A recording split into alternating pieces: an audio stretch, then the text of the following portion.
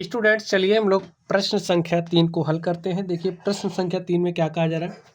त्रिभुज A B C एक समद्विबाहु त्रिभुज है जिसमें बराबर भुजाओं ए सी और ए बी पर क्रमशः शीर्षलंब बी और सी एफ खींचे गए हैं। देखिए आकृति हमारी आकृति है, दर्शाइए कि ये शीर्षलंब बराबर है। तो हमें क्या दिखाना है, यहाँ पर ये जो शीर्षलंब बी ई है, सी एफ है, इनको हमें बराबर दिखाना है। तो स्टूडेंट चलिए हम लोग सॉल्व करते हैं और देखते हैं हमारा सोल्यूशन क्या होगा।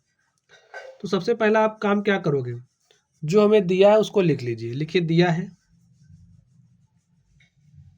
है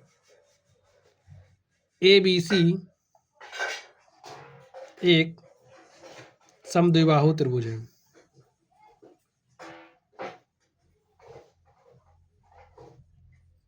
समद्विबाहु त्रिभुज है और स्टूडेंट ये जो समद्विबाहु त्रिभुज है, इस समद्विबाहु त्रिभुज की जो बराबर भुजाएं हैं, कौन कौन सी भुजा बराबर है, भुजा ए बी बराबर है ए सी के। तो हमें दिया गया जो हमारी भुजा ए बी है वो बराबर है ए सी के। इसको हम मान लेते हैं समीकरण नंबर 1।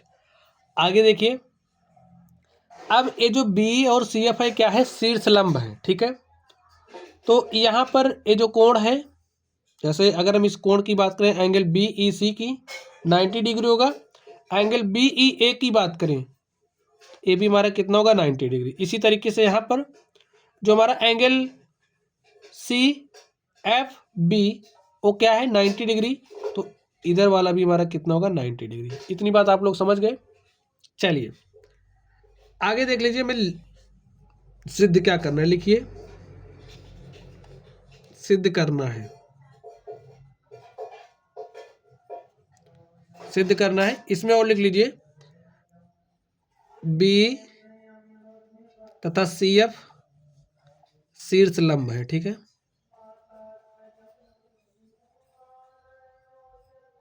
चलिए सिद्ध क्या करना है, शीर्षलंब जो बी है वो बराबर हमें सी एफ दिखाना है। ये जो शीर्षलंब बी को सी एफ के बराबर दिखाना। चलिए इसके लिए हम लोग प्रमाण देते हैं। तो स्टूडेंट्स आप लोग सोचिए, ये जो बी है ये सी एफ के बराबर आप कैसे दिखा सकते हो। अगर हम लोग दिखा दें, ये जो हमारा त्रिभुज ए बी ई है वो सर्वांगसम है ए सी एफ के, तब क्या होगा भाई, अगर सर्वांगसम हो जाएगा तो ये भुजा इसके बराबर हो सिद्ध हो जाएगी बराबर, क्योंकि सर्वांगसम त्रिभुजों के संगत भाग बराबर होते हैं। तो स्टूडेंट्स हम लोग किस में देखेंगे, त्रिभुज ए बी ई तथा ए सी एफ में। लिखिए त्रिभुज ए बी ई तथा त्रिभुज ए सी एफ में। इसमें से हमें क्या मिलेगा, अब आप लोग ध्यान से देखिए। देखिए यहां से ये जो त्रिभुज ए बी ई है, हमने समझाने के लिए यहां पर अलग कर लिया है ए बी ई। ठीक है, ऐसे उठा लो, इसको यहां रख लो, और जो ए सी एफ है इसको भी ऐसे उठाओ, यहाँ रख लो, ये समझने के लिए, ताकि आप लोग चीज़ों को बेहतर तरीके से समझ पाओ। चलिए अब यहाँ पर आप लोग ध्यान से देखिए, ये जो भुजा ए बी है वो बराबर ए सी हमें दिया है। ए बी बराबर ए सी क्यों बराबर है, क्योंकि ये हमें दिया है। समीकरण 1 से लिख सकते हो आप। ठीक है, चलिए आगे देखिए, और ये जो हमारा एंगल है, अगर इस कोण की बात करें, देखिए ये जो कोण है ओ ए बी ई तथा ए सी एफ में, ये जो एंगल है ये क्या है, उभयनिष्ठ है, दोनों में है। तो ऐसे लिख दीजिए एंगल ए बराबर एंगल ए, क्यों, क्योंकि उभयनिष्ठ है।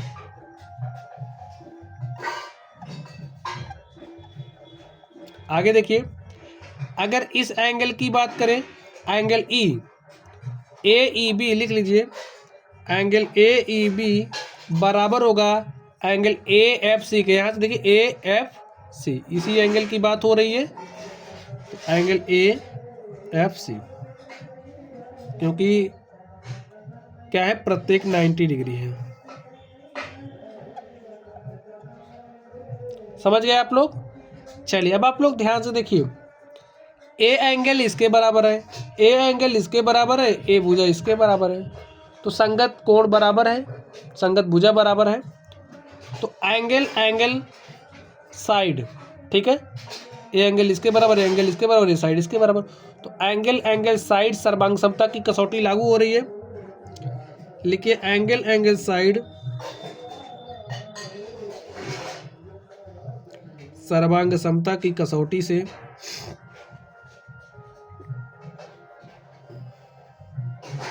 त्रिभुज ABE क्या है, सर्वांग सम है किसके, त्रिभुज ACF के, त्रिभुज ACF।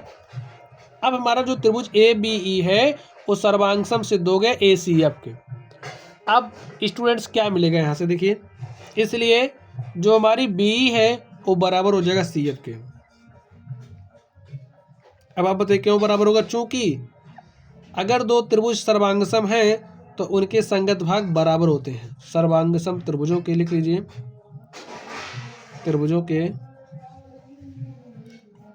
संगत भाग बराबर होते हैं।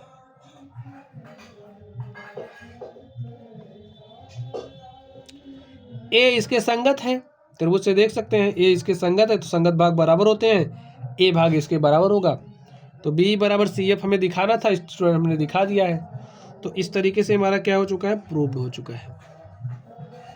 ठीक है, तो चलिए आप लोग पढ़ते रहिए। अगर आप लोगों को कोई भी डाउट हो तो कमेंट बॉक्स में कमेंट करना। वीडियो पसंद आए तो वीडियो को लाइक कीजिएगा, चैनल पर नए हो तो चैनल को सब्सक्राइब कर लेना। चलिए आप लोग पढ़ते रहिए, थैंक यू।